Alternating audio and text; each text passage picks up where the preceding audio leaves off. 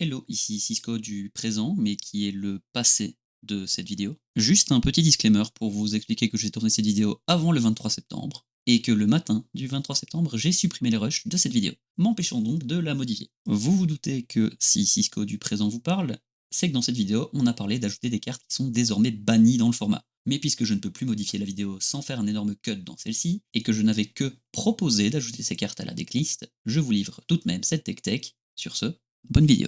Hello, aujourd'hui on va parler d'un deck qu'on ne croise pas souvent et qui pourtant se trouve être le 14e deck le plus joué de sa combinaison de couleurs. Il se trouve juste derrière Norin, et après faut dire que Norin et lui-même sont des decks qui sont assez différents de la moyenne. Ils tournent tous les deux autour d'une carte qui a des stats assez faibles.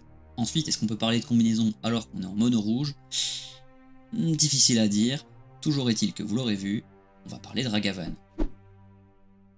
Alors Ragavan, on le voit souvent dans des decks modernes, et malgré la méta actuelle avec beaucoup de decks énergie, fait toujours partie des cartes qu'on voit souvent, même s'il ne fait plus partie des cartes les plus jouées. Néanmoins, en Commander, on le voit moins souvent, et encore moins en tant que commandant, puisqu'il faut le dire, c'est une carte plutôt agressive, et qu'à coup de 2 dégâts par-ci par-là, c'est plus difficile d'en retirer 120 que de retirer 20 points de vie. On le sent donc largement moins utile. Mais lisons-le, on pourra mieux savoir où se diriger. Première chose, il coûte un mana rouge, donc il sera impossible qu'il n'arrive pas au tour 1. Si ce n'est pas le cas, il faudra vraiment vous questionner sur votre façon de jouer, parce qu'il n'y a aucun monde où vous n'avez pas un mana rouge au tour 1. Vous avez mis des terrains dans votre deck?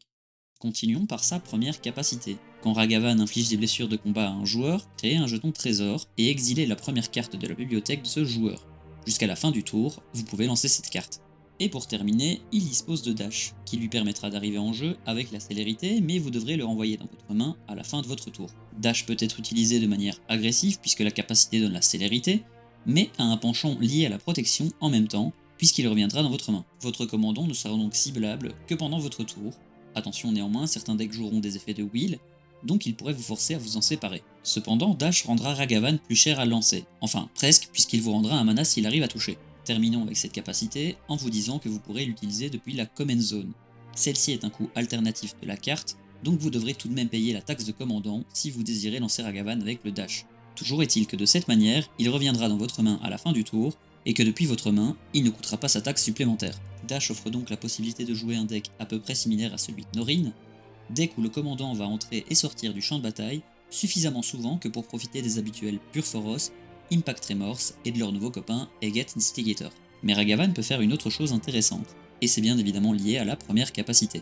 Malgré ses stats un peu faiblardes, Ragavan sera souvent capable de toucher les adversaires, et donc piochera du dessus de leur bibliothèque, empêchant vos adversaires de profiter pleinement de leur deck, le tout en vous permettant de faire du mana. Autant vous dire donc que si vous n'avez pas d'intérêt à utiliser la carte exilée, le singe vous permettra, dans le pire des cas, de ramp. Mais alors, comment abuser de cette capacité? Eh bien c'est simple. Il vous suffira de donner la double initiative à votre singe. De cette manière, il sera plus difficile à bloquer en début de partie, puisque les dégâts prioritaires effrayeront vos adversaires, mais en plus, s'il touche, il déclenchera 2 fois sa capacité, permettant ainsi d'en profiter encore plus.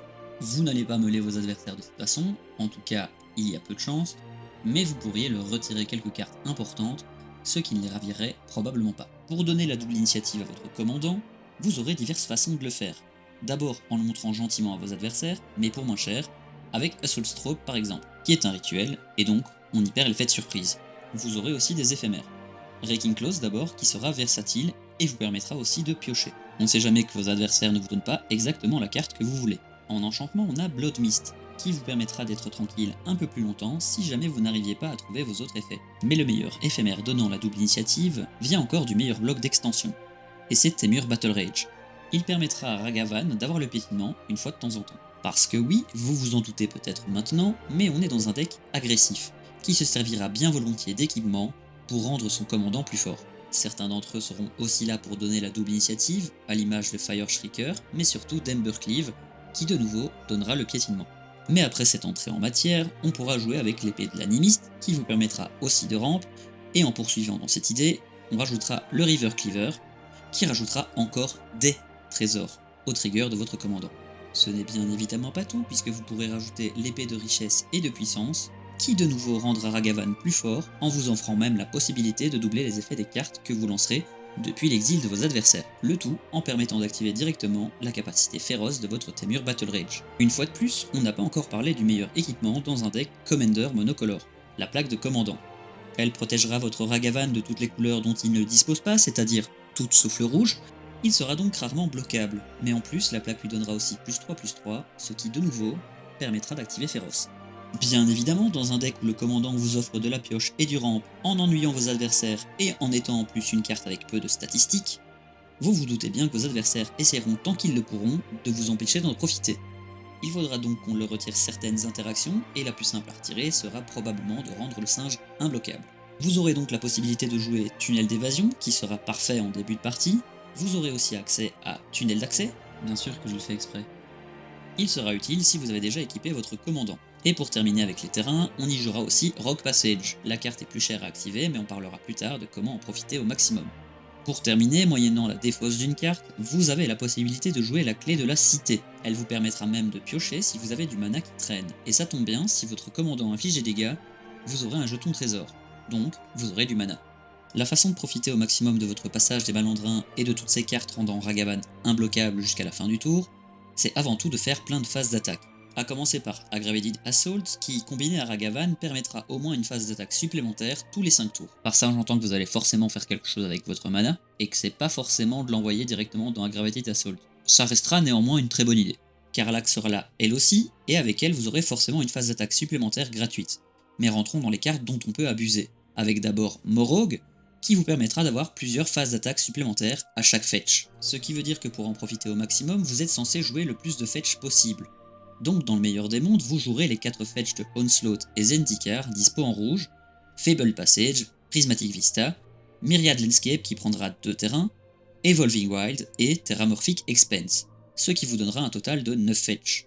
Mais vous pourriez en avoir plus avec les slow fetch par exemple. Vous pourrez aussi rajouter Terrain Generator, j'en ai parlé assez longtemps dans une vidéo, que je vous mets dans la description, mais en gros, la carte permet de jouer un terrain basique supplémentaire à chaque tour. Après, il faut des terrains basiques à récupérer aussi. On en a encore 17, mais bon, n'abusons pas trop. Pour terminer, Combat Celebrant et Port-Treasure seront encore plus abusables que Morog, mais il leur faudra la présence de Kiki-Jiki, Helm of the Host ou Splinter Twin.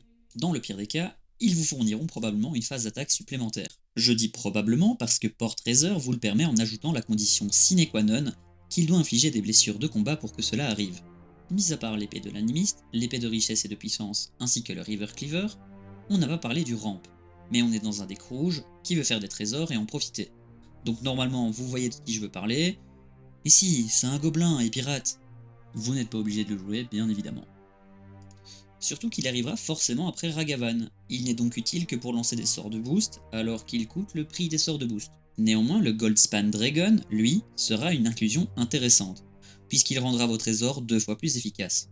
On y rajoutera Xorn, qui doublera vos tokens trésors. Pour le reste, ce sont les habituels signets et autres coûtant 2 mana ou moins, et si vous avez les moyens, vous pourriez les remplacer par Crypt, Jawed Lotus, Mana Vault et Moxember. Dans un cas pareil, vous jouerez probablement Urza's Saga, vu le nombre d'artefacts auxquels vous avez accès, rentrant dans ces conditions. Il serait probablement très intéressant, et là je ne vous ai pas parlé du fait que dans le deck, vous voudrez peut-être jouer la toupie de divination du Sensei, et que pour rappel, la plaque de commandant coûte 1 mana elle aussi.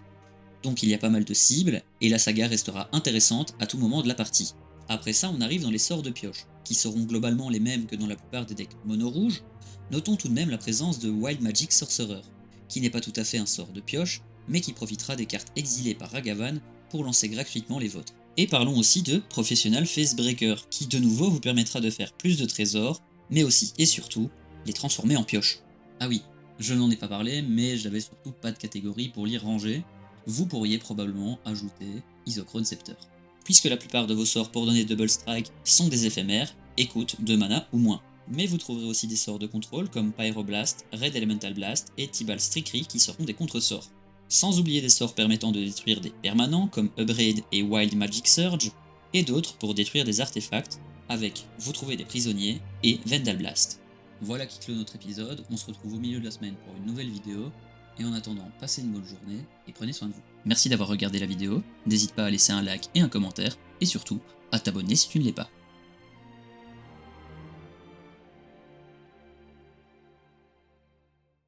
Tiens, t'es encore là toi? Non, c'est parce qu'il n'y a pas grand chose à voir ici en fait. Enfin, sauf si tu cliques sur un de ces boutons. Merci, bisous.